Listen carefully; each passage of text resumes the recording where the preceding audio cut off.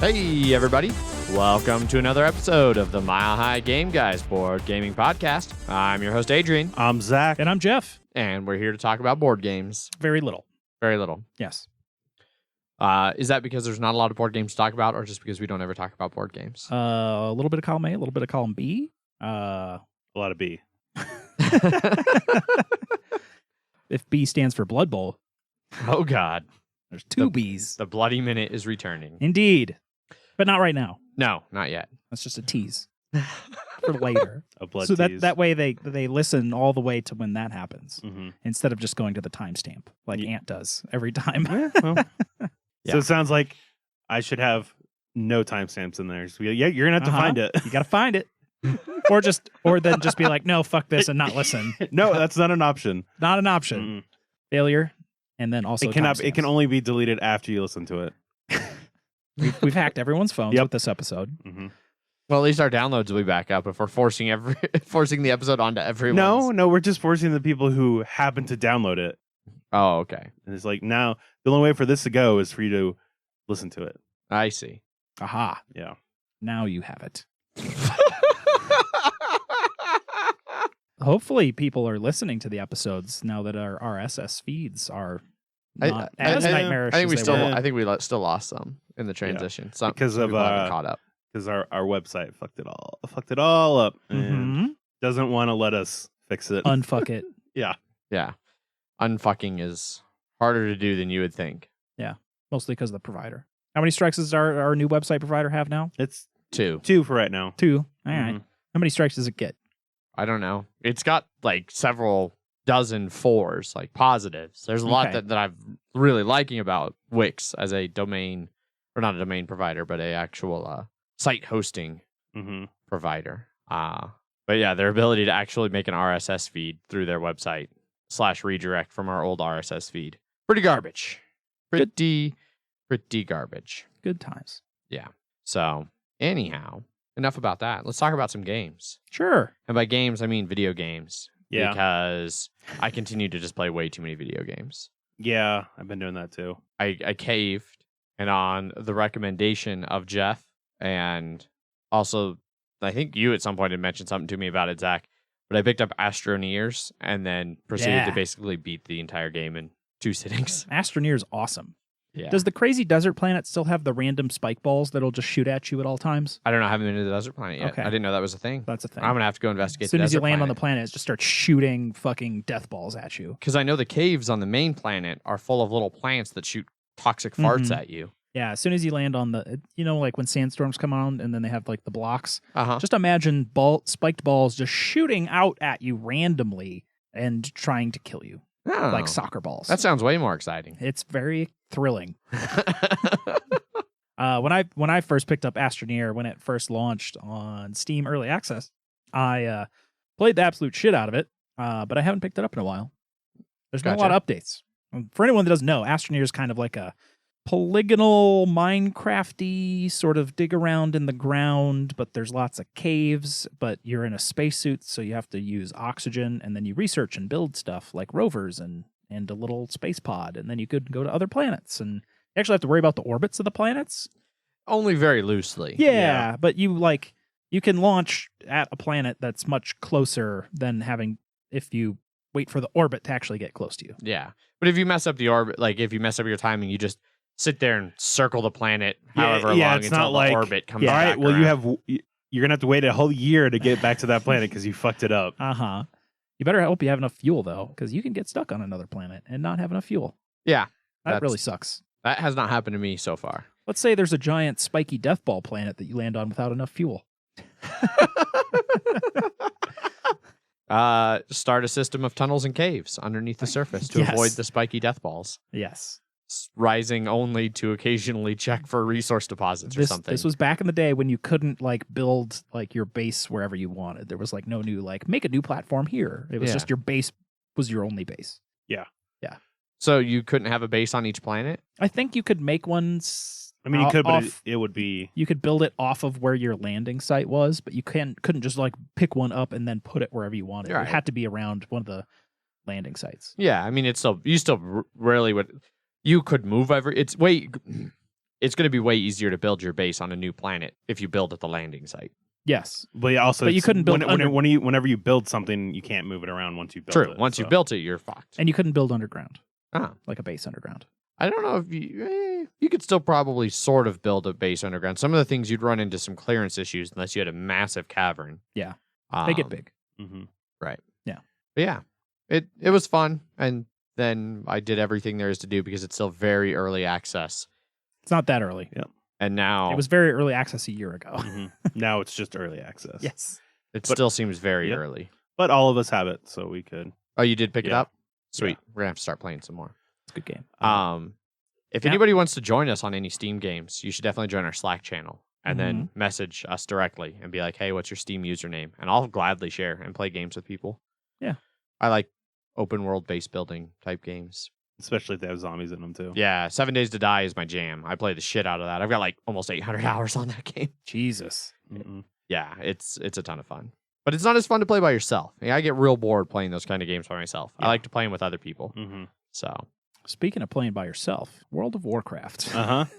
Which I've also thought about getting back into. Yeah, I've been playing that. You know what? World of Warcraft really helps you save money and cook at home. Because then you don't want to like leave, and then you just eat your own food instead of going out and getting food or to a brewery. Yeah, you're saving money because you're not hanging out with friends or going out at all. Correct. And a lot of times you'll forget to eat too. Yeah. And so you're just eating less. Yeah, you're eating less. It's a great way to. Yeah. Fantastic. sounds skeptical. My item level, it's over 925 now. Yeah. I got 2 legendaries. Oh. Yeah. You can still only equip 1 legendary, right? I think if you get your artifact level up or something or unlock something, you can have 2 on at the same time. Gotcha. Right now I have a ring from the last raid, the most recent raid, and then I got pants off of a drop or something. My favorite thing to do in WoW was always whenever there's a new content increase. So New item levels. New item levels would always be like, what old content can I just do by myself now? What old content can I smash into the ground? Yeah. Every so often, I always liked. Well, and also because I always wanted to get the Thunder Fury blade. Someone say Thunder Fury. Yes. Blessed Blade of the Wind. God, what was it called? Blessed Blade of the North Wind or something like that. That sounds right. Is that I'd go to Molten Core once a week, and I'd always trying to get your bindings. Yeah, and it's always just like, "Hi guys, how's it going?" I sneeze in their direction and they all die. Yeah. I wish I could just have just run into them. And just I know, die. right? Yeah. I don't even want to press the attack button. Just make everything die. Mm-hmm. Can everything just die and then I right click and then loot everything out of the dungeon and let's just clear this? I don't even want to put forth the 15 minutes it really takes me. Oh yeah, it was as a warrior too. It was always hilarious to just make all my talents for the most amount of charging that I can do. Yeah, just charge, hit, jump over, hit. All right, recharge, running. All right. I did get a sulfurous. Nice. I was out of doing that. Yeah, solo. Well, after it was out of content. Yes. Still not easy to make. No. You need a lot of shit to make that fucking thing. I went to make a bunch of it, and then I decided I don't want to find this, so I sold it for a lot more money than I was expecting to get. Okay, fair enough. All those Elementium, because I had everything except for the eye that you needed. Oh, okay. You had the arcane bars or arcanite bars. Yeah. I'm remembering things. Mm-hmm. Well, I had the hammer. Yeah, like the non-epic Sulfuron. One. Yeah, Sulfuron. Yeah, it was the purple one. Yes, that turned into the orange one. Mm-hmm. Well, enough about video games. Yeah. Well, I was going to talk about one that I had been playing that is really like a board game. Yeah. Oh, okay. Into the Breach. Oh yeah, you have been playing the shit out of that. Yeah. Specifically, it is it's a grid-based game, and Adrian, you'd love it. You know everything that's going to happen, and so you get to see all the ways in which you are fucked. You have full information. You have full information, and you're like, I have 3 guys, and 5 bug guys are going to be attacking buildings, and I can only affect 2 of them. Oh, God. Well, that's the best way to minimize the damage. Yes. And it's procedurally generated like FTL, because it's it's from the guys that made them. And you get a lot of really cool abilities that I've been having a lot of fun with. Because you have like a tank guy, a close-up robot smasher dude, and then artillery. Yeah, well, and that's in the first. Those are the first set of mechs. Yeah, and then most people will be spending their time with that for a considerable amount of time. Yeah, until you beat all of the things. Because there's 4 different islands, and each of the islands have different, like there's a frost island, a desert island, a industrial island, and then a regular island. Yeah. And they all have little special environmental conditions. Yes. Yep. But it's definitely a game, Adrian, where if you get it all right and you find that one combination of stuff that lets you neutralize everybody or just not have stuff die, it feels really nice. But then equally, it feels even more shitty when you realize you're like, oh, everything's fine, and then you accidentally attack the wrong one and you can't undo it. And you're like, oh god, now I made it to where he's gonna go rush on here. My guy's gonna die, and he was my special guy that had all the great abilities. Yeah, and you should definitely check it out. And you do have a one time per mission like undo. Yes, but you can undo the whole turn. Yeah, you can do the whole turn, but you'll always use it on that, like, oh, I just fucked up. Okay, undo. It was fine. Like one building would have been destroyed. That's okay. Then you realize like halfway through, you're like, oh god, 2 of my guys are gonna die, and I can't change anything about it. Yeah, and it's funny. Nothing happens until you go. You have to accept their death, and you have to go. All right, end turn, and I get to watch all the monsters destroy my guys now. It's completely turn based. So right on. Yeah. Into the Breach, real good. Yes. I ran 2 dudes over in PUBG the other day. That was real funny. It was hilarious. Yeah. It was real good. It was in a bus. Yeah. We saw them and you're like, motherfucker. And then, he just nailed them both. It was great. And then, it was just perfect ending to that. He got out of the car and then got headshot. Oh, yeah. Like immediately. Got out of the car 98. He got out. Bam. Boom. I was like, motherfucker. Nice. Yeah. Nice. Noise. Anyhow, enough video games. Let's actually move on to board games. Not a super exciting week, I don't think, for most of us. Yeah. Hence why we were talking about the video games. Yeah. We were playing our review game the most. Yeah. But what did you guys play this week? Zach, how about we start with you? So on Wednesday, one of the guys who came to the Tuesday meetup started coming to the Wednesday ones, which was good. Yes. Especially because Tuesdays. But he brought a Kickstarter game that he had just gotten his copy of, and it was called Hit Me. Hit Me? Sounds right. Basically, this sounds like a confident. Because I made a joke about like Hit Me is what I feel like the artist of that game is saying to me with that art. Hit Me, the comic book fist fight card game. Yeah, it's a push your luck style game where there's a common deck, and then on your turn, you basically are flipping cards, and if a hit comes out, you could get to assign a hit to somebody. And everybody has a deck of cards that represents their health. And then if you ever get hit and you don't have any cards left, you're out of the game. Okay. But the cards that you're flipping, there are some cards that say trip. And if you have 3 trips, you basically bust. And all the hits that you have assigned to other people actually all get targeted to you. Okay. And when you take damage, your life deck of cards gets put into the discard pile of that main deck. And then like the regular cards, they say either trip or hit times 1, stuff like that.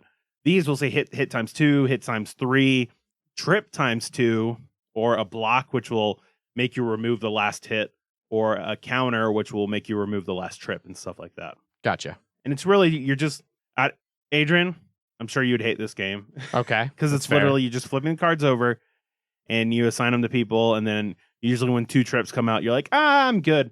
And then people take damage. And then that's basically it.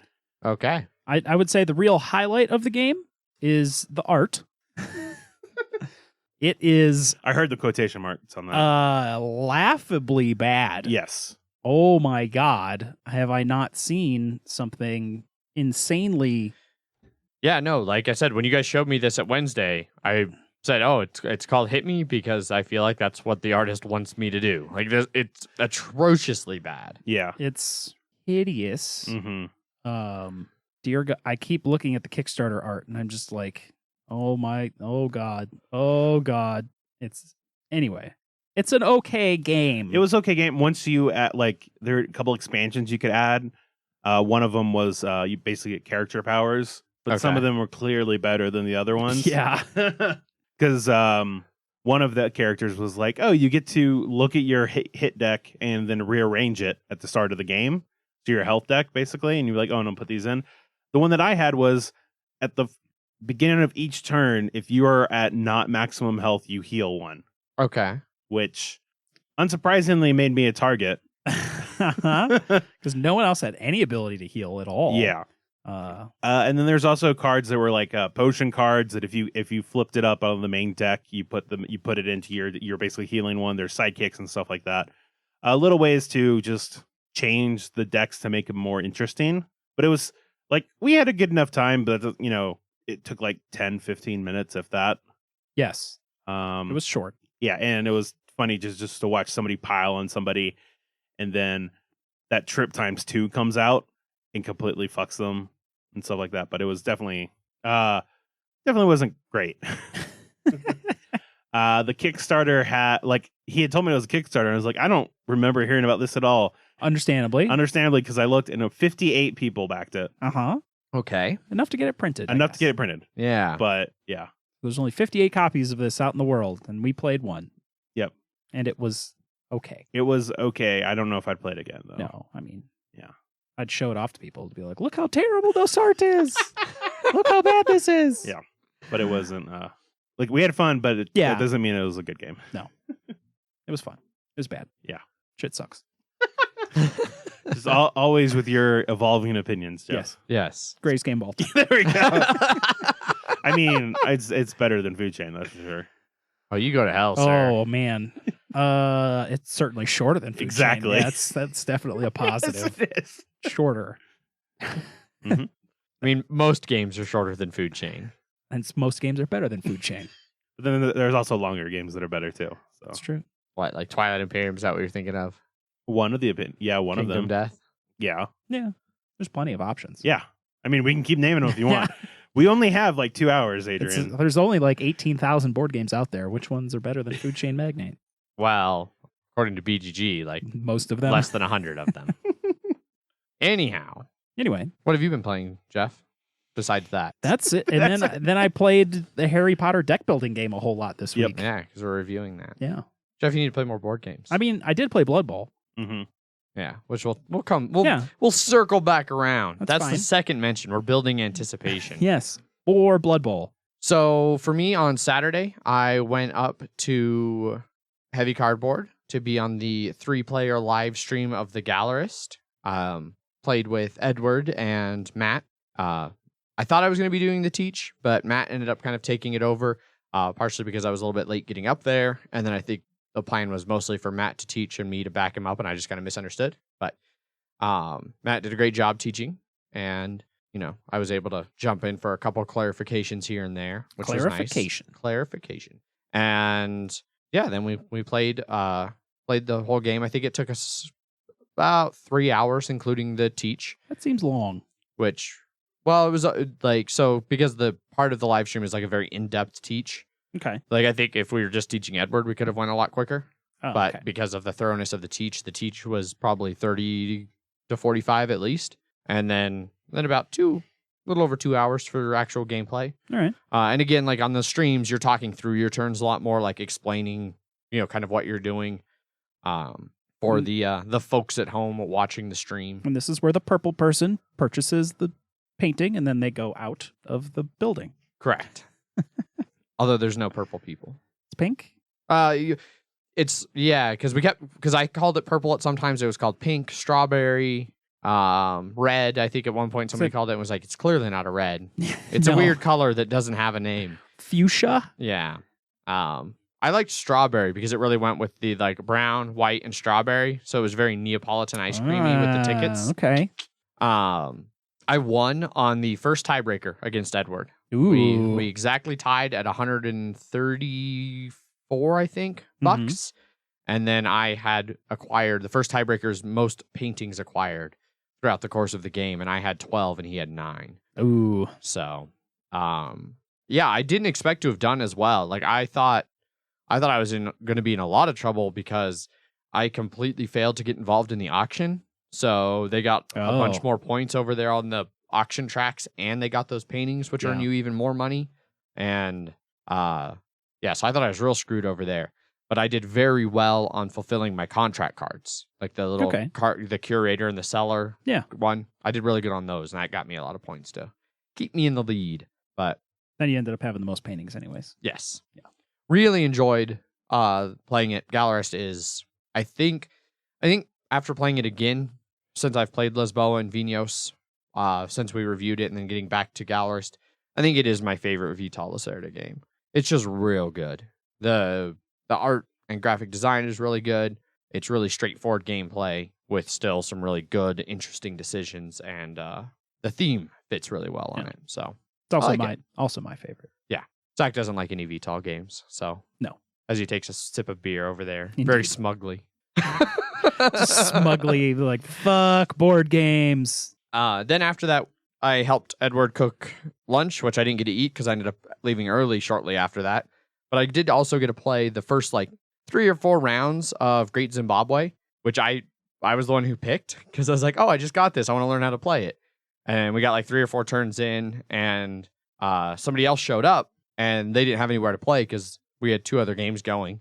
And right about the time they showed up, Megan messaged me and was like, hey, I woke up early from my post night shift sleep, and so I'm awake, so I'll see you when you get home. I was like, oh, hey, guy who just showed up, do you know how to play Great Zimbabwe? He was like, yeah, I love Great Zimbabwe. It's like, do you want to take my spot so I can go home and hang out with my girlfriend who worked a night shift last night, has been sleeping all day? He's like, well, if you want to give up your spot, sure, I'll take it. It's like, yeah, that works pretty well. I'm gonna go. Deal. So, I think I'm really gonna like I think I'm really going to like Great Zimbabwe just from those few turns. I think it's gonna really appeal to me in the same way that Indonesia and Food Chain did, whereas Roads and Boats kind of didn't super love that one. Okay. So, and then I just found out I'm going to be getting Antiquity pretty soon. So my Splatter collection continues to grow.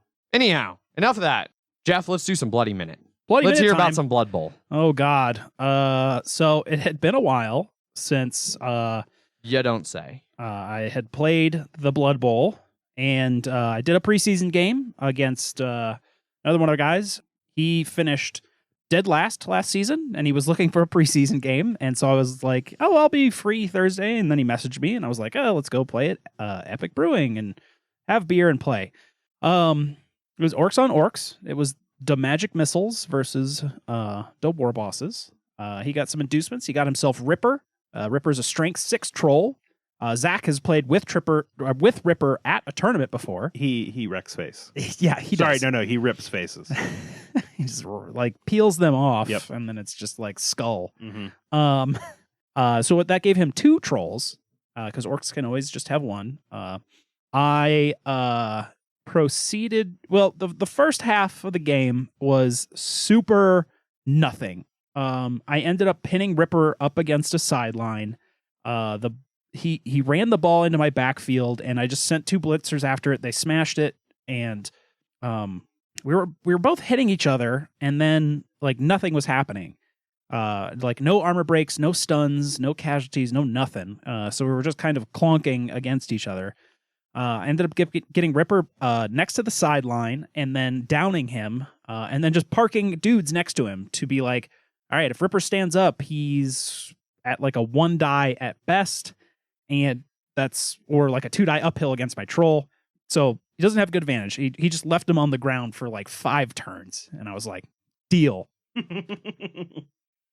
Then I proceeded to not be able to pick up the ball for 3 turns, as it was sitting in 3 spaces away from my end zone. Thankfully, he didn't have anyone nearby, and I was kind of keeping a line so he couldn't get through. Just sort of playing around, smashing each other for a while. Finally, I was able to get the ball up on the 4th attempt, do a pass play, which ended up being inaccurate, but I did get it down onto his half of the pitch, which I then was able to finally pick up the ball and run towards the end zone, still clunking against each other, nothing happening. Did get a touchdown on my turn 8 at the bottom of the second half, which did not give him any response. I believe I had surfed someone at some point and got a KO. His KO did not come back in. His turn 8, the top of 8 on the second half. He's fine. I had moved some guys away from Ripper to be like, all right, these guys need to go actually do something. He gets up to blitz with Ripper. He then rolls 2 die against my troll, rolls double both down, which means you go down unless you have block. My troll has block. Ripper does not have block. He goes for the reroll. Now, last season, he was last place. So he gets the Jeffy trophy. The Jeffy is named after me because I got last place the first 2 seasons, and I got to name the trophy. The Jeffy is a free loner reroll. It's a reroll that only succeeds on a 4+. So you have to use a 4+ to even use it. Now, Ripper's a loner, so he needs a 4+ to even use a reroll. So he had to roll a 4+, and then once again roll a 4+, and then he could reroll the POW. Oh my god. Yeah. So he's using the Jeffy reroll. It's a 4+, gets the Jeffy. Now he needs to roll a 4+ for Ripper. Fails that. So Ripper goes down against my troll, which I then successfully break Ripper's armor, and then I killed fucking Ripper. Trolls have regeneration on a 4+. They can just go into the reserve box. Doesn't regenerate out the rest of the game. Yeah. Ripper's like 280, 260, 260,000 value. So that was beneficial to me. Then I scored. Second half, things swing hard for me. I start breaking armor left and right, like KO. I had like 4 characters knocked out from his team. I had a badly hurt casualty on one of his blitzers. And then I start going after his star blitzer. His star blitzer's on the sideline, but he has sidestep. That means when I hit him, normally you can go to the 3 squares just sort of behind him. Sidestep means he can choose to go to any square around him at all. So it's really hard to get him off the pitch. He ended up parked right on the sideline. I literally surrounded him, so there was nowhere for him to go, and then I hit him off into the crowd, which you just roll a casualty, or you roll an injury, which I got a casualty. Used a casualty die, rolled a 6, which means he is dead. He has an apothecary, which means I re-roll. I re-roll, and it comes up as dead. Dead, re-roll, dead. He goes into the crowd, and the crowd rips him to shreds, and he is super dead. Fuck. And that was his number 1 player by far. He had block, dodge, and sidestep. His most valuable for value-wise, and he was dead. He then, on the turn after that, forfeited the game because he didn't want to get smashed into the ground anymore, and which gave me a 1-0 victory due to forfeit in the preseason. Second forfeit that I've ever seen. Both technically against me. One guy was just not able to finish due to scheduling reasons, but this is the first I've had of like... The guy was just like, fuck it, we're done. Yeah, like, no, we're done here. And it was only a preseason, so there was no MVPs, and you only had half winnings, but I got his half of the winnings, but no MVP. He goes down a fan factor. I still had to roll for mine, but it could have gone down. It did go up. So yeah, it was I got a couple casualties and a touchdown, so my preseason was pretty low key. But I made someone quit the match. They're just done with Blood Bowl. Having heard like some of the like horrendous trouncings that have occurred in Blood Bowl in the past, I'm surprised that like it didn't seem like this was enough to generate somebody to be like, no, fuck this, I'm out. Yeah, he had come into the match thinking that like, so the new teams that are doing preseason are Ant likes to call oven mitts. The casualties are always badly hurt, and there's no real... It's just to kind of build up the teams, but so you can't really take casualties. But all the teams that did not reroll and are teams from previous seasons, they just have like training league matches where there's full-on casualties and everything like that. He thought we were the other way, and I was like, no, casualties are totally a thing. Like, we're just here for some extra casualties and touchdowns for like tiebreakers at the end of the season and stuff like that. And yeah, he came into it not realizing that his guys could be super dead, and they are. Oh yeah, and super dead. One is indeed super dead. Right on. Yeah. And then I have the season 6 has begun, and as of like yesterday, all of the brackets and matchups are out. I'll be facing Matt and the Teenage Mutant Ninja Slan next Wednesday at game night, which is a rematch from the semifinal championship game of season 5. Right on. So we will see. Ant had played him in preseason and missed next game 2 of his linemen. So he's going to have some journeymen coming along in his first match of the season. This preseason was extra brutal for re-rolled teams. Like, I think one team had to just like retire before the season even started because they took so many casualties. It's been pretty brutal. I can't wait to see how the season progresses then. Indeed. We need a really brutal season where just fucking everybody gets wrecked. Yeah. Well, there's some 3-season teams in there now, and a lot of new teams. So we'll see how things ring out. Yeah. I really hope that this year is like one of those years where, you know, like in the NFL, occasionally you have teams where it's like, oh, are they going to go undefeated? Are they going to go undefeated? Nobody ever does. Uh-huh. You know, I want this to be a season in Blood Bowl. I want to hear about like a team that, you know, has like barely a 50% record, ends up winning the championship. Like, yeah, I don't know I don't know how you guys make your schedule, so I don't know how possible it is for somebody to have like not have, you know, 3 or 4 losses and still make the playoffs and then still go all the way and win. Yeah. But it seems like the last few years, the people who've won have been like nearly undefeated or nearly undefeated. Yeah, the last 2 seasons, the Dwarf Bashers have been the Patriots of our Blood Bowl league. Yeah. But they're gone now. Good. Yeah. Fuck them. He's playing Skaven now, who are like a move 8 super high edge, like sprint for the fucking end zone team. Are they And considered? then you immediately get a bunch of like really good rolls. And then too. he immediately got like plus move on one of his gutter runners. So that means he's like, he can move 11 squares, and it's only 13 to the end zone. Are Skaven considered stunty? No. Okay. Stunty is an actual skill that they would have. They are considered an edge team like elves. So they are squishy, but aren't stunty. Oh. Yeah. Right on. Yeah. Well, thanks for the Bloody Minute update. Indeed. We'll see how the season plays out for you guys. Hot Blood Bowl action. Yeah. Less than 2 years of podcasting, starting the 4th season of Blood Bowl. Yeah. You guys move through seasons. I know.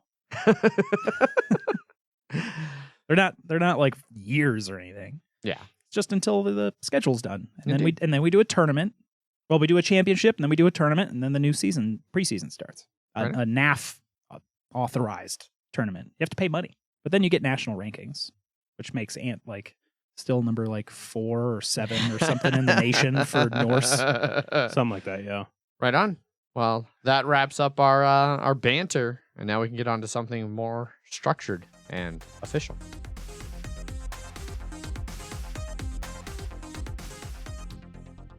Official news from all of the official sources. First up in news, What's Your Game has doubled in size from like 2 people to 4 people. Correct. But these are very important people. Well, Now if in a certain niche corner of the hobby, they're Yes. very important people. it's very important to you. Yes. Yeah. I'm very excited by this news. And I feel bad because I really should have talked about this last week.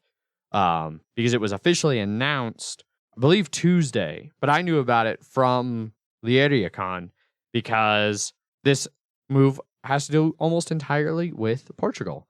So What's Your Game, who has published a lot of heavy games over the years, including Madeira, which is a previous Golden Elephant Best Heavy Game of the Year game, Nippon, which is another fantastic heavy game, things like that.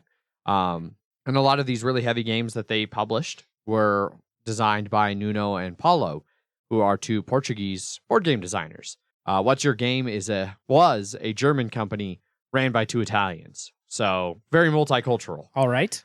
So they have officially now moved from Germany to Portugal. And Mariano, who owns it, along with his significant other, Veronica, they have now hired on as full-time designers and like community managers, both Nuno and Paulo. So they moved to Portugal and then hired 2 of the major, like 3 board game designers from Portugal. Sounds like a good idea. Yes. I'm really excited for what this means for both What's Your Game as a company and then Nuno and Paulo as designers. I'm excited for them to have like the actual backing and salary of being full-time employees of an actual publishing company. And I'm really excited for What's Your Game to have, in my opinion, 2 of the best board game designers currently. They're probably 2 of my top 5, if not, yeah, two of the top 5.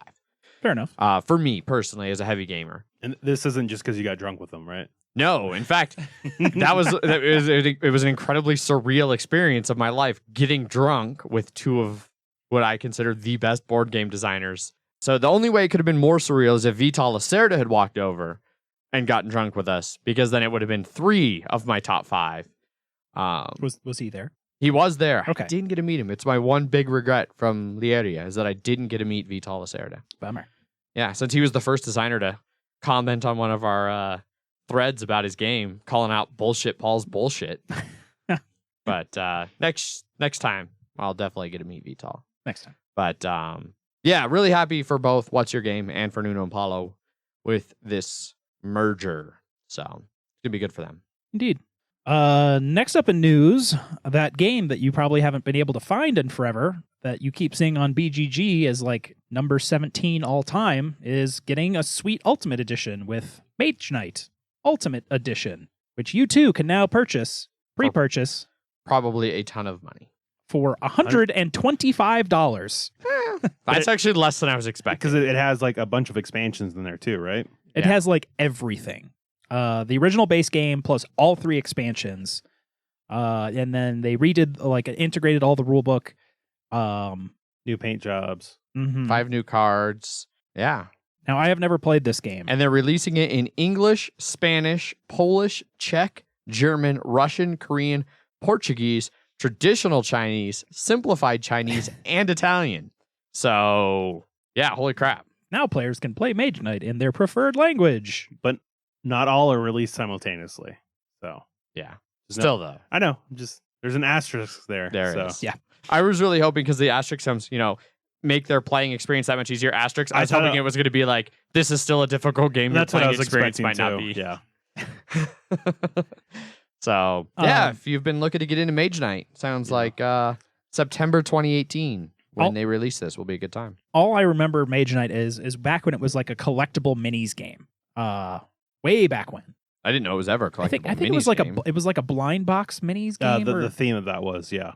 Yeah, because Vlada got the theme from something else. Yeah. Interesting. I assume it's still the same game, right?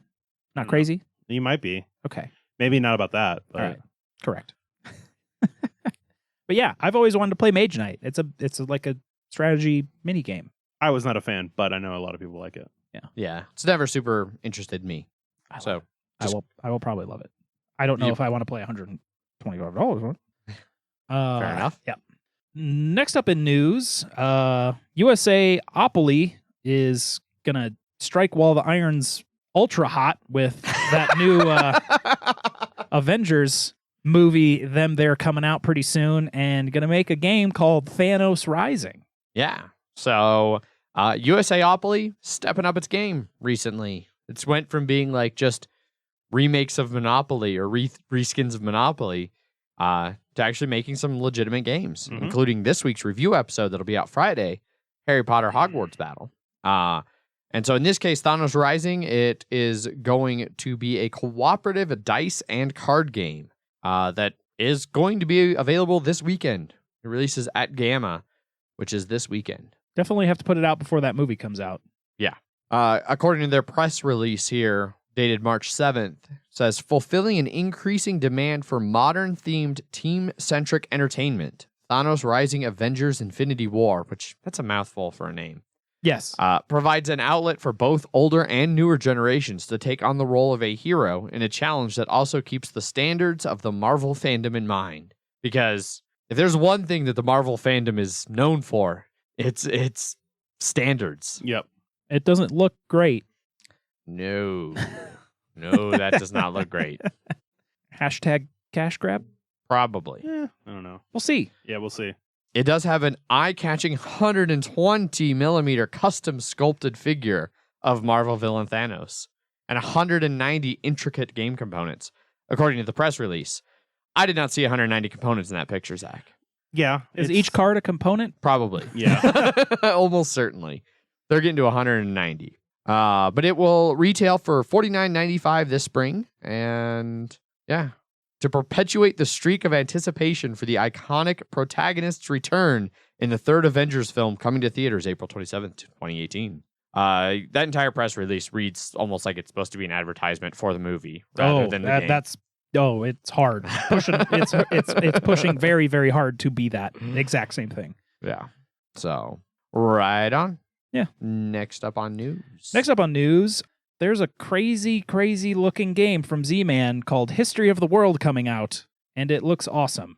Yeah, so this is going to be a remastered version of an old Hasbro Avalon Hill game where you basically try and conquer the world. So it's like a more gamey, more like modern board gamey version of Risk is what I kind of understand. Yeah, that's what it looks to be like. The old map looked to be like an old map. Ye oldie map. There Yeah. you go. Like because I've seen especially some of those maps from like the early 1800s of the U.S. and stuff like that, and it looks you're like, that's not what it actually looks like, Right? Because they didn't have satellites back then. This one, they updated the art on it a lot. It looks cleaner, but also different.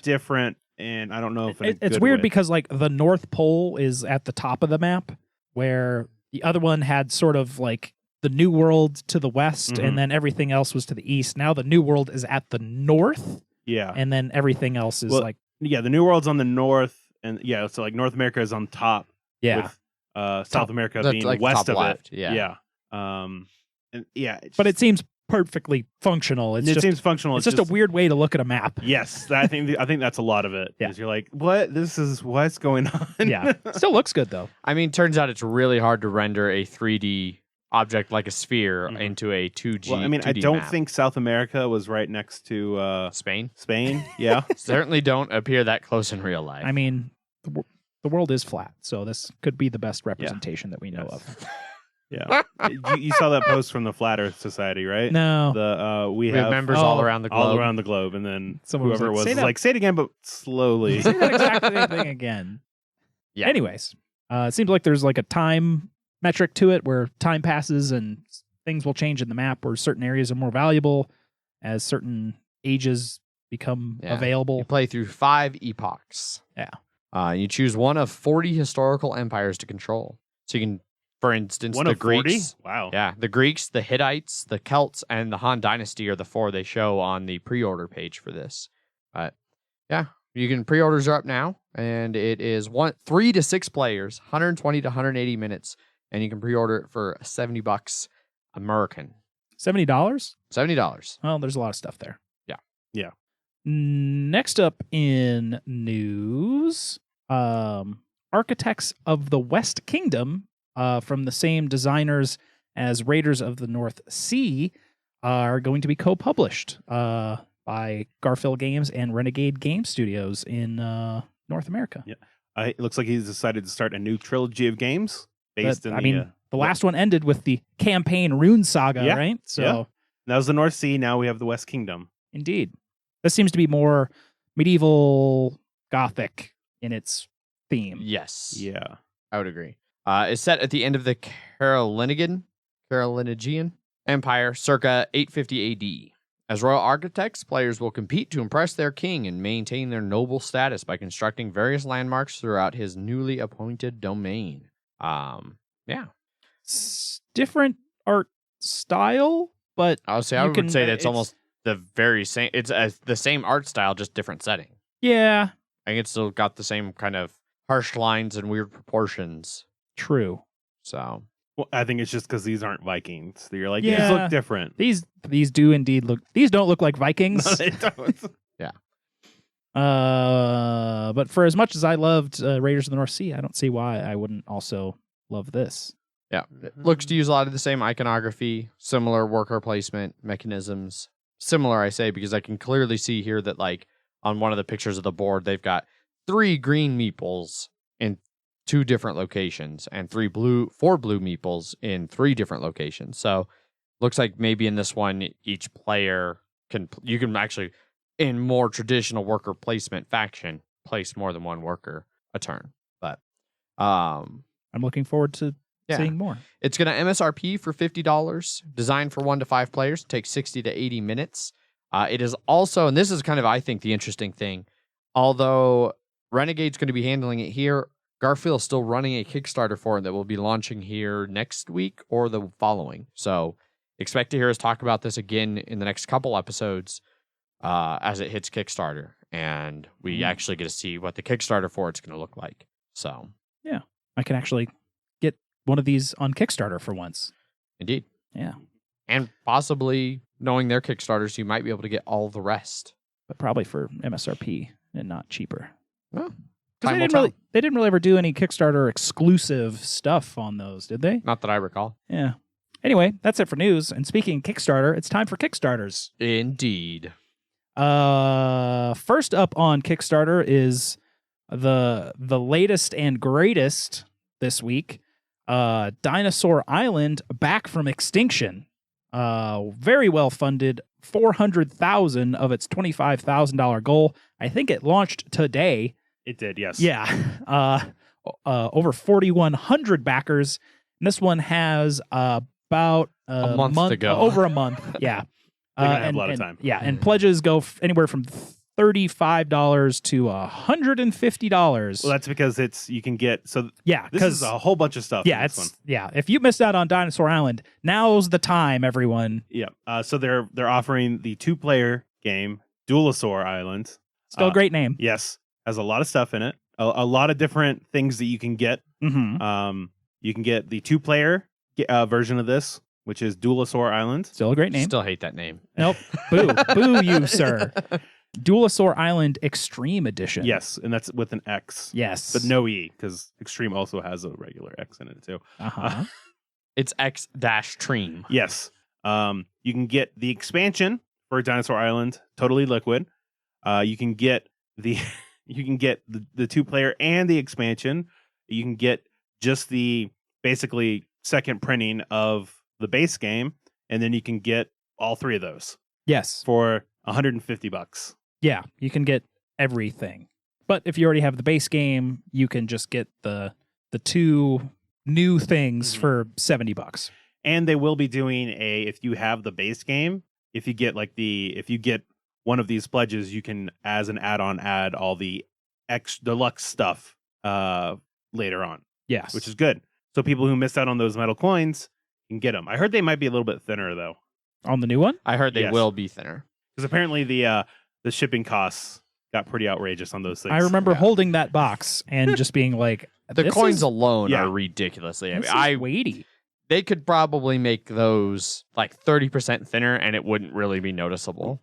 It just means you have the ultra limited Unless edition. you put them right by each other and then you were like, oh, this is noticeable. Yeah, so there is a lot to digest in this particular Kickstarter.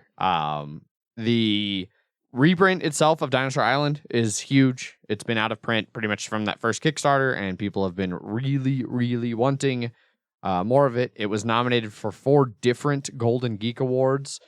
Game of the Year, Thematic Game of the Year, Strategy Game of the Year, Best Artwork and Presentation. It's been a very, very hyped up and popular game. So just the reprint of that alone is pretty impressive. Dinosaur Island, despite how much I hate the name, a 2-player kind of version of these worker placement games. Like seems like the Agricola one. Yeah, I was gonna say that was something I used to associate mostly with like Uva games, where he'd come up with some 2-player game for some reason. This seems in that similar vein. They took a worker placement and then found a way to change it a bit and make it a solid 2-player game. Yes. And then there's also now the totally liquid expansion for Dinosaur Island, which is going to be adding new dinosaurs, water dinos, Dinoz, because, man, they really like their extreme 90s vocabulary.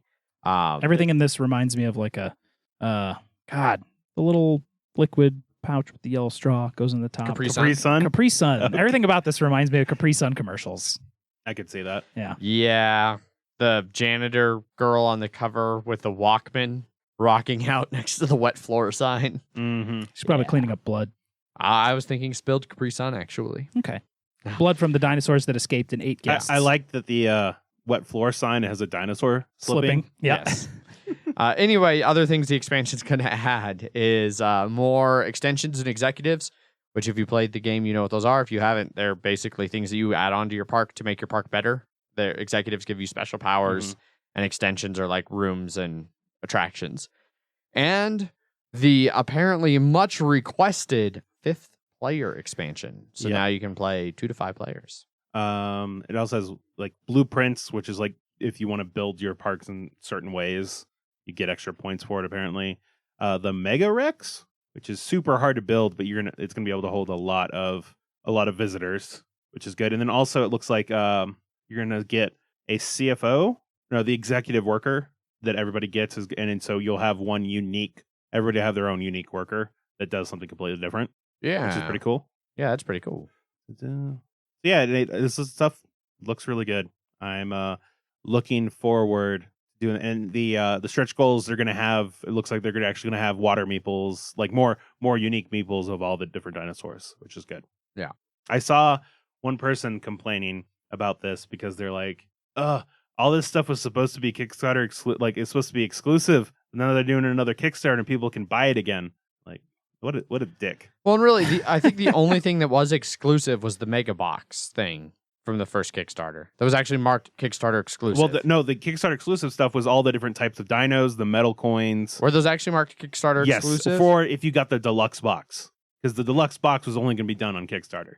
Well, now it's another. Now it's fine. Yeah, it's another Kickstarter where it's I'm completely fine with that. Yeah. And he was upset too. I saw that same thing. It was some dude on Reddit being a D-bag, or maybe it was on the BGG. It was on the board it was on game group, the internet somewhere. Facebook. Yeah, someone on the internet being a fucking dick. Who knew? Weird. He was upset that it was like $5 cheaper or something. It was like, how long have you had your game? Did you feel like that amount of time is worth $5 extra? Have you played the game yet in this time? Fuck off. People are the worst. People are the worst. Especially on the internet. People in person, not too bad. People on the internet, #the worst. #worst. But I don't know if they're going to fix that issue that you had about the under construction thing being the wrong way. Oh my God, they have to.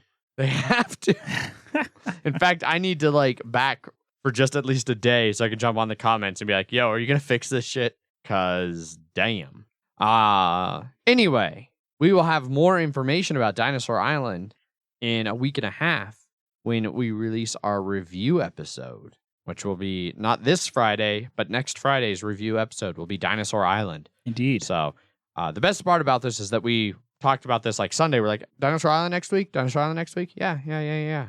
And then we all woke up this morning. It was like, oh, new Dinosaur Island Kickstarter. #good timing. And I've said hashtag as a sentence twice in the last 2 minutes. Many which times. is way too many times. #too many. Oh, God. Let's move on before this continues. It's too late. Yeah. But yeah, that's Dinosaur Island. Yeah, you got a month to pledge this thing. Yeah. So wait and listen to our review episode, then pledge it. Indeed. And tell them you pledged because of us. Yeah. Yeah. They already have Zach's money, to be fair. And they will have more of my money soon, too. Yeah. Yes. Next up on Kickstarter is Dice Settlers. Well-funded, 105,000 of its 40,000 goal. Over 1,400 backers, but only about a week left to go, which you can pledge this one for about $50 whole. But boy, there seems to be a lot of components in this thing. Yeah, there is a whole lot of stuff going on in this game. So this plays 1 to 4 players and takes 60 to 90 minutes. And it is kind of a 4X game where you are slowly going to build up your country, nation, people, and spread across the world. And you're going to be adding more and more dice to your dice bag. And each turn, you're going to reach in, you're going to draw some dice, you're going to roll them. And then depending on what dice you roll, you can either re-roll or roll more dice and kind of just all snowballs from there. And then you can use dice to buy new cards, find new tiles, build things, all sorts of stuff, research new techs, all of it. There was a bunch of different things that can go into this. The components, I think, look pretty freaking fantastic across the board. So Very pilgrimy. Yes, very pilgrimy. Buckles on hats. Yeah. So I'm interested in it from that perspective. The components look all really good, really quality. I like 4X as a genre, typically more so in video games than board games, mostly because I feel board games struggle to do it well.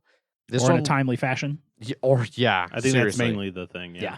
This one looks like it might be an interesting kind of foray into that. I think that the dice won't bother me as much in this one, especially the way you're building your dice bag, so you have a lot of control about what goes in there, and there seems to be a fair amount of mitigation for the dice, which I think is really good. I love the artwork. I think it is a really cool art style, even the vaguely pilgrimy parts of it.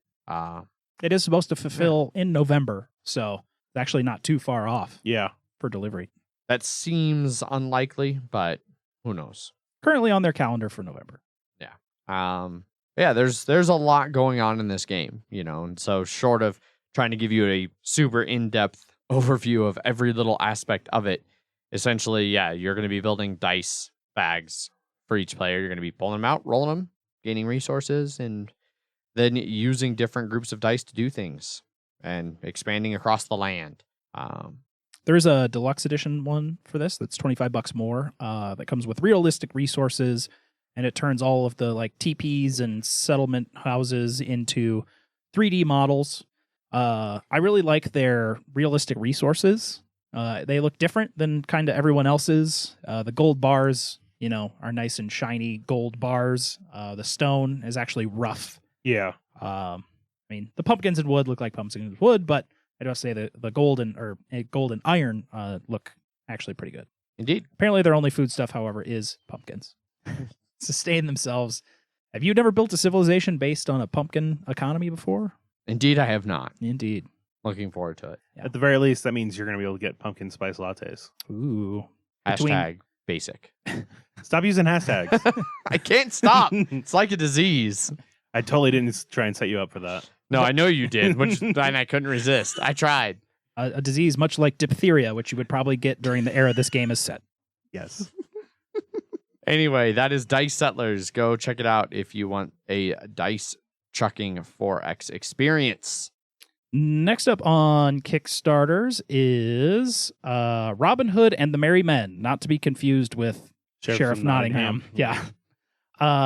This one is well funded, $283,000 of its $20,000 goal, almost 3,500 backers, but a little less than a week to go, which you can pledge this one for $54. Yep.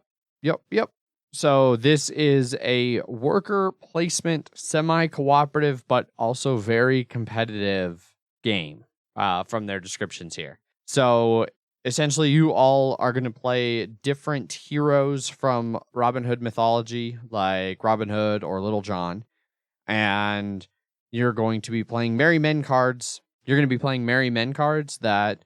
and the game's going to play out over 2 phases. A Merry Men phase, where you're going to be playing those Merry Men cards to build and set up different kinds of traps that can catch guards or slow down shipments of gold and things like that. And then the Hero phase, where you're going to basically go around and try and steal money in different ways. So you can fight sheriff's guards, ambush royal carriages, enter archery tournaments, rescue prisoners, things like that. You're going to be performing heroic acts. Go figure, in the heroes phase that you'd be performing heroic acts. There's tasks you can complete throughout the game that then you send envoys to King Richard off in the Crusades to let him know, hey, I did that thing you asked me to, so give me points. And yeah, ultimately, you are vaguely, like I said, cooperating because the town of Nottingham is going to be trying to come under the control of the sheriff of Nottingham. Right. And so over the course of the game, after 5 rounds, if you manage to defend the town of Nottingham, then the players win, and then there's a winner. Whereas it sounds like the sheriff can actually take over, and then everybody just loses. So, yeah, a whole lot going on here in this game. Art's great. It is really good art. I do like the art on this one. Kind of reminds me of Raiders of the North Sea, kind of. Little bit. I could see that. Yeah. Not really familiar with who the Miko is, but that's who did the art. The Miko. Yeah. And he's also designed metal coins that look pretty cool. Mm-hmm. So, yeah, if you're interested in a semi-co-op but still very competitive worker placement game with solid art, maybe go check out Robin Hood and the Merry Men. Next up on Kickstarter is Mysthea. Well-funded, $218,000 of its $67,000 goal, over 2,200 backers, and about 2 weeks left to pledge this one, which you can for $105, making it our, $100+ mini game of the week. Yes. because we can't get by without one of those. No, we cannot. So many minis. So this one takes place in some mystical land, Mysthea. That it's described as an immersive Euro strategic game with a lot of minis. I don't normally think of highly detailed minis and Euro game in the same. Or anachrony. Yeah, but even it wasn't like it had some minis, and they were like the deluxe version, not the regular version. Okay, I wasn't sure if they're deluxe. Yeah, so this seems to take that a little bit further. But it is primarily area control and hand management game. And basically you're going to be fighting over these like 5 islands, they call them, these floating islands that you can move around. And so you can move adjacent islands, and then you could also move the islands to where now this island is adjacent to 2 different ones instead of the 2 it was originally adjacent to. And they tout that as a, ups the strategy and depth of the gameplay.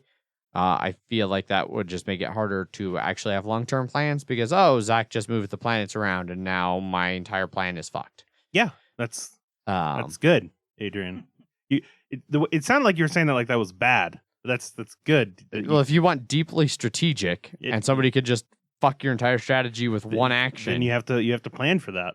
Yeah, you just aren't strategic enough to handle that, Adrian. Oh, sorry, that's my bad. It is. I will try and be even more strategic than I already am. So ultimately, in this game, you're going to control champions. They've got a variety of them. They have unique skills, and the ultimate goal is to explore those five islands. And you're going to do that using those aforementioned hand management and area control, along with some player customization and asymmetric gameplay based on what champion you're controlling. But yeah, the hand management portion comes from the fact that everybody's going to start with some basic cards, and then there's a common area where you can acquire cards from, with each card in this game being unique. So each hand is going to be different, really lending to that asymmetric kind of gameplay going on there. And I didn't really see in here good examples of it, but they say the cards are all multi-use, so they can do different things. And then the kind of interesting hook in this is that although it's competitive and you're fighting over this area control kind of aspect of the game, there are monsters that move around and attack people that they say are almost invincible when challenging a single champion. So you have to cooperate to even have a chance of beating these guys. Mm-hmm. So it mixes in a weird semi-cooperative aspect to all this fighting and stuff. Nothing about this game to me seems like it's seems like Euro, which they say at the beginning that it's just a really heavily thematic Euro game, which heavily thematic and Euro don't go well together in my brain either. So I don't know. But yeah, the artwork is definitely interesting. I don't know for sure that I'm a fan of it, but the minis I think do look pretty cool. And yeah, I don't know. You guys got any thoughts on this game? It's got a cool story. A giant crystal smashed into a planet and then turned it into a bunch of floating islands that are said game board. Yeah. Look great painted too. You just have to actually, paint them. Yes. No, yeah. I think I think the art on here looks pretty good. Unique. Yeah. It's different. And I liked how the map actually gets to move around and stuff. I think that's really cool. Yeah. Kind of reminds me of Blood Rage a little. On like the control area. You just have a bunch of dudes on an island that kind of float together. And I'm sure they will then smash. Yeah. Right on. Well, if you're interested in checking that out, that's Mysthea. Next up on Kickstarter is Quickstart Game Inserts, 2018. Well-funded, $49,000 of its $25,000 goal, 670 backers, and a little over a week to go. And you can pledge this one for a whole bunch of different amounts, depending on what insert you want. But they range from $35 to $85 to $550. If you want to make your own insert for any game you want. Yes. 85 is the most expensive one for Gloomhaven. There is one left as of right now. So, but there has been other filled pledge levels for that before too. Yeah. So September, October. Yeah, it seems like it's a month or two delay. When you're getting No, August. Yeah. But definitely the first Rising Sun insert I've seen so far. Mm-hmm. But it's only for the base game and the base game Kickstarter component upgrades. Yeah.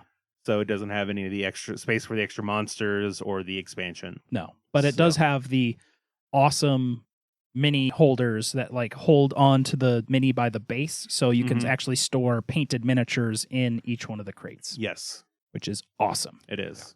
So for those of you not familiar with Daedalus Productions, they are basically the third of the main wooden game insert designers. So there's Meeple Realty, there's Broken Token, and there's Daedalus.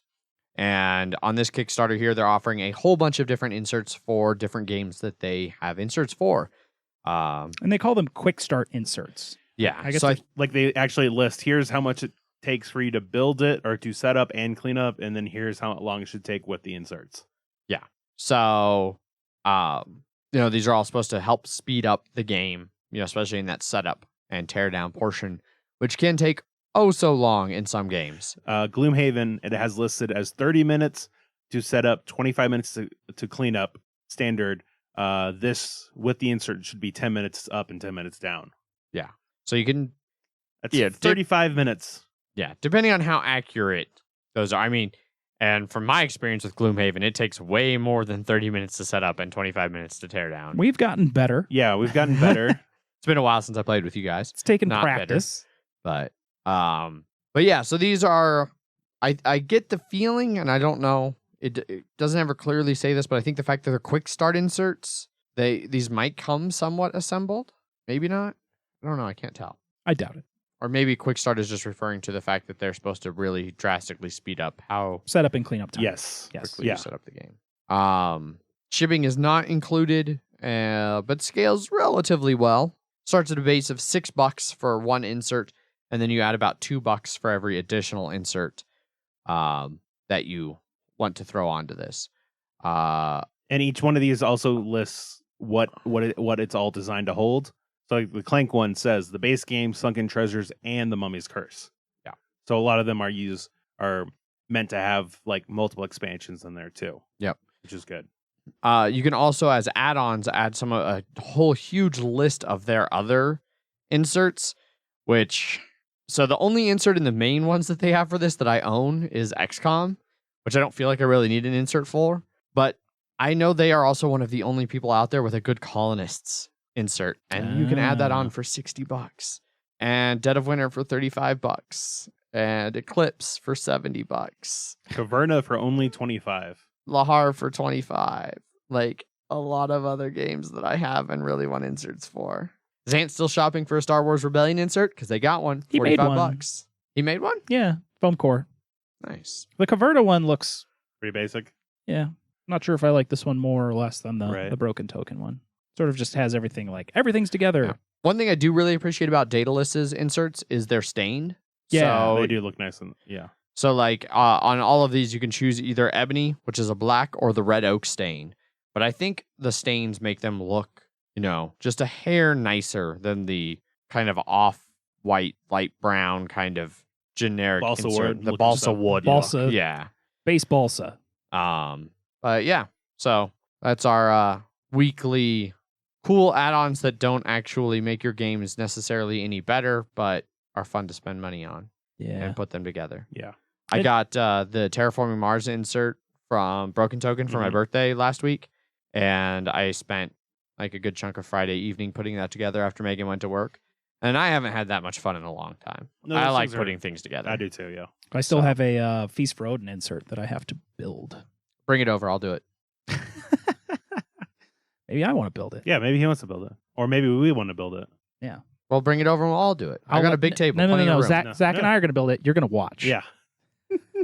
That's not, no. Yep. I'll leave. You can't force me to sit and watch you guys build an It's insert. fine. Just leave your apartment because we're doing it here. Yeah. Wait, what? No. Mhm. So many things wrong with this. And we're going to move your computer into here as well. So there's no way you can't watch us doing it. Yes. God damn it. Yeah.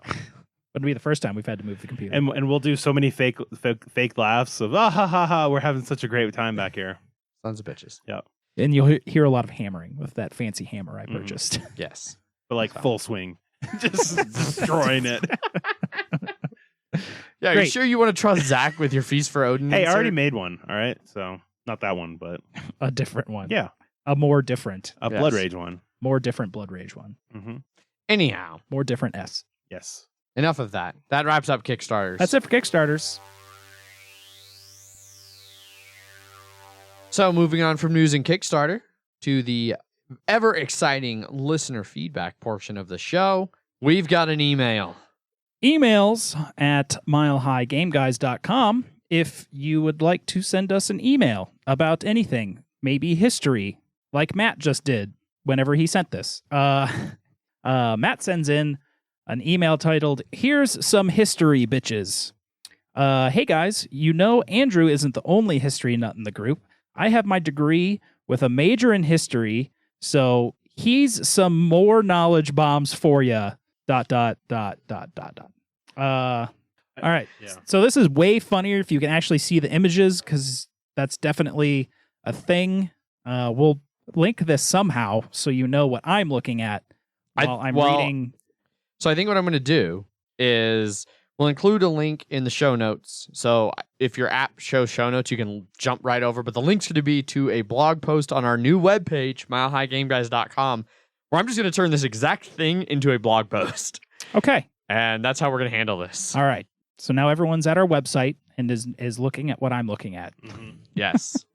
Octavius, this creepy-ass Roman emperor, led for almost 3 weeks in 43 CE. His assistants stabbed him to death because his roaming eyes drive them crazy. It was later discovered he just had bad seasonal allergies. This is a statue with crazy big white bug eyes. Yep. Yes. Legolas. This is just Legolas. Yes. The Roman emperor led for 4 years, 89 CE to 93 CE. He was a performer at heart and participated in the gladiatorial battles. Though he didn't battle, he would walk around the arena trying to pump up the crowd, saying things like, "Doth want thou bitches to die?" and "Call my name, call my name. No, really, call my name or you're next." He later died as a result of his vanity when he lost himself looking in a mirror and walked in front of a carriage and was run over. His last words was, "I was the..." Optimus Douchebagus. This emperor led from 101 CE to 104 CE. He had an infatuation with believing that metal aliens came from another planet to either save us or enslave us. He even made weird-ass costumes and ran around the various political offices saying everyone had to roll out, and he wanted to transform the way politics were handled. They stoned him to death for just being a dumb fuck.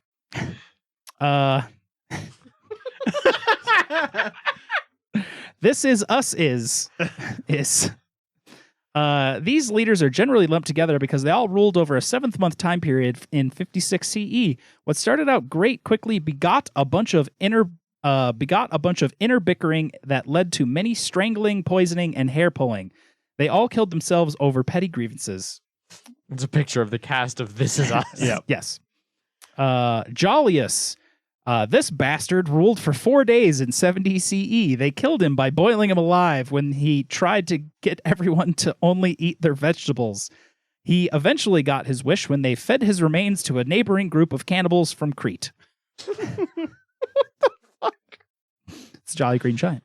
Yeah. Maximus Overdrive. I think it would have been funnier Maximus Overdrivus, but Definitely. Yeah.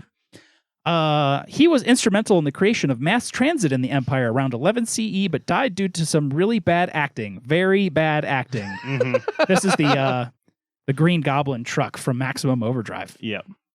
And finally, Zacchus the Emu. That is a very creepy picture of an emu. Yes, it is.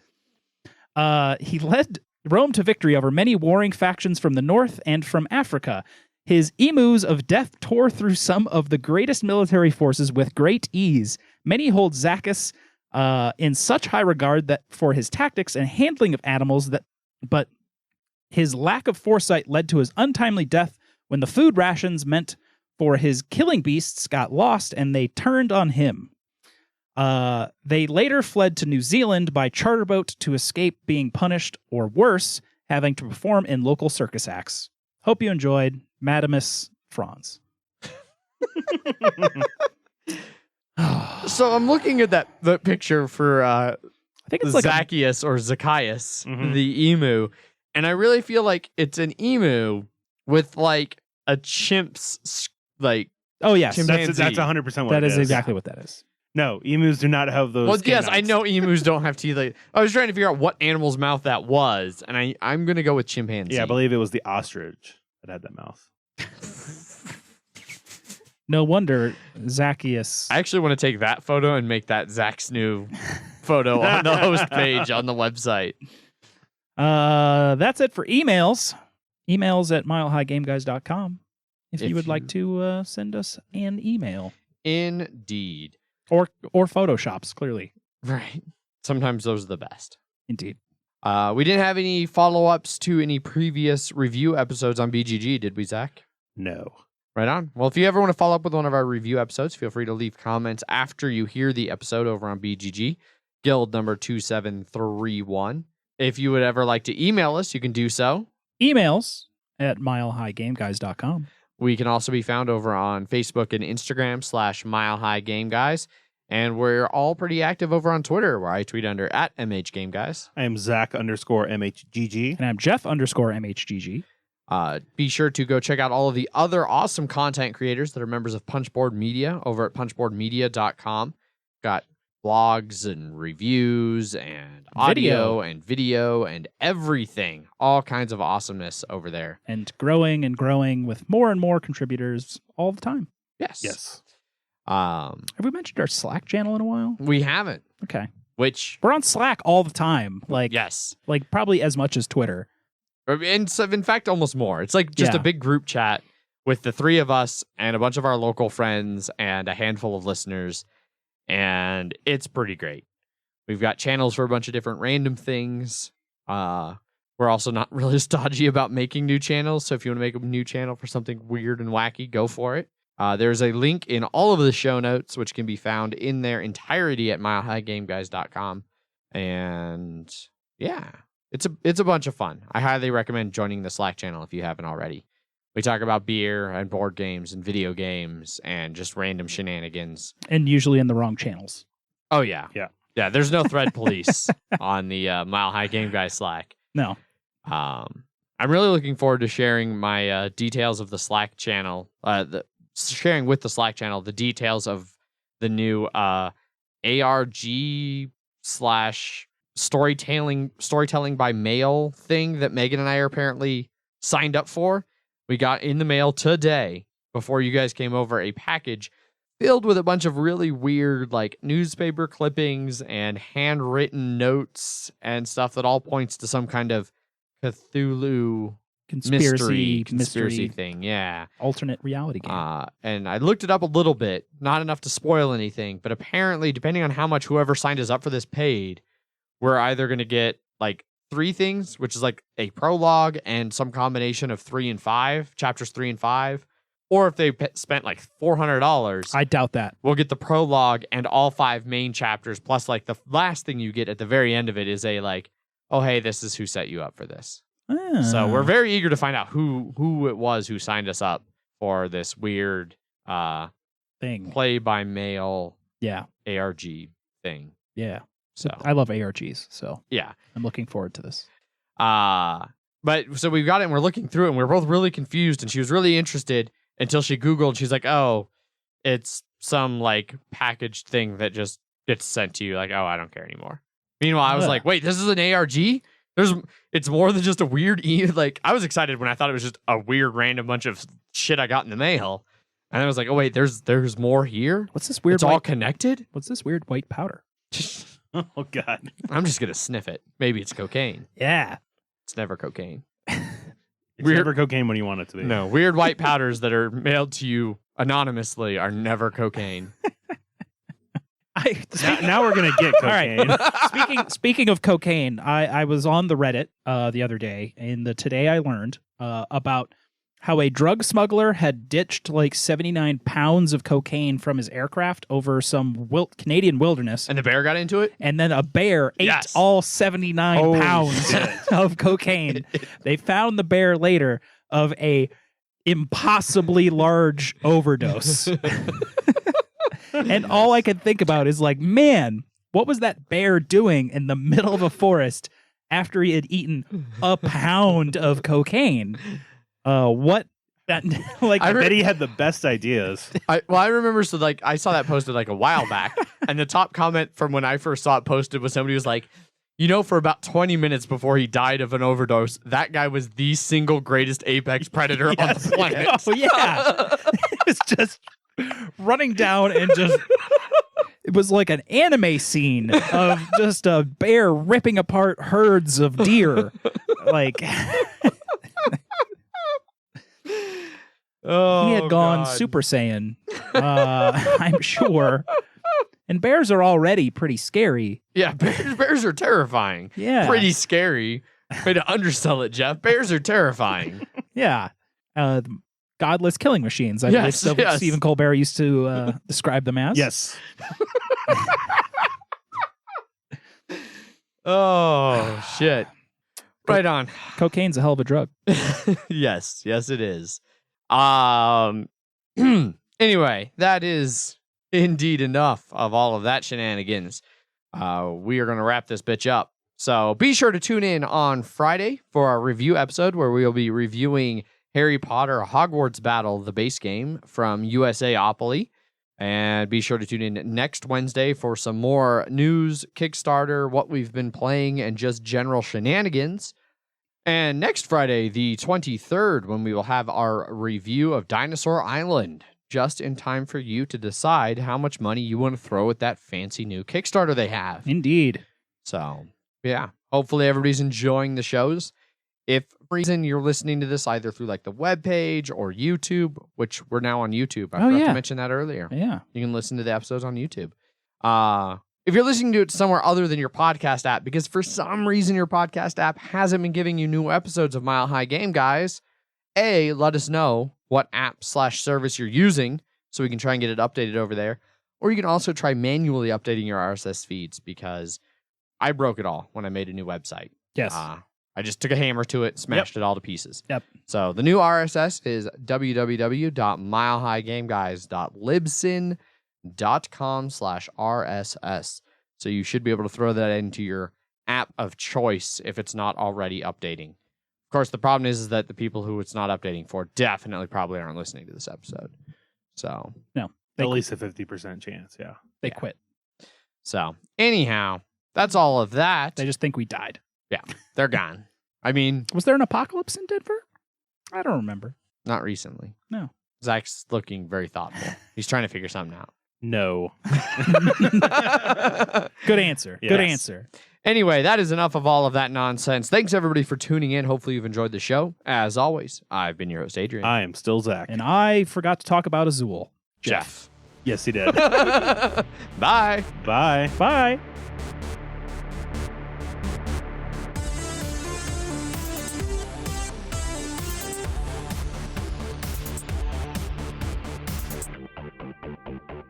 But yeah. Otherwise, I think 30% thinner, and they're still going to feel like substantial good You won't, metal you won't coins. pick one up and you're like, this feels like a sun. That's no. No. As heavy. They're as, not that heavy of coins. I know Zach. that. I know. Heavy as a sun. Yeah. Yeah, this looks good. Don't worry, I'm cutting all that shit. So If I'm just imagining now one of those coins having the weight of the sun and how every single copy of Dinosaur Island would have caused a black hole that would have destroyed the planet. yeah. Whatever warehouse they're stored in just collapses in on itself. Just sucks in light. I'm pretty sure them printing the first one, it'd be like, and the world's destroyed. Like it wouldn't have time for Walking into the warehouse and be like, it's dark in here. Is it sucking in light? We should move these away from each other. that. No, you just see whatever black hole is the most powerful, then this because they all sucking each other in, and then there'll just be one left. There you go. Supermassive black hole, Yep. and then a new galaxy. Yeah, is it's formed. fun.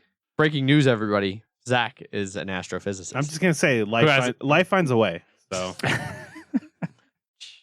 yeah.